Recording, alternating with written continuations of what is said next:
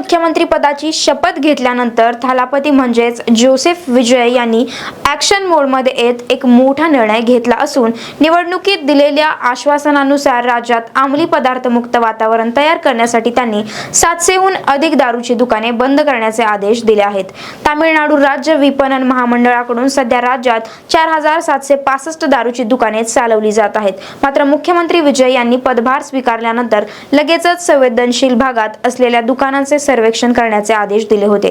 त्यानुसार आता 717 सरकारी किरकोळ विक्रीची दुकाने केवळ 2 आठवड्यांच्या आत बंद केली जाणार आहेत। सर्वेक्षणानुसार शैक्षणिक संस्था, प्रार्थना स्थळे आणि बस स्थानकांपासून 500 मीटरच्या परिघात असलेल्या दुकानांवर ही कारवाई करण्यात येणार आहे।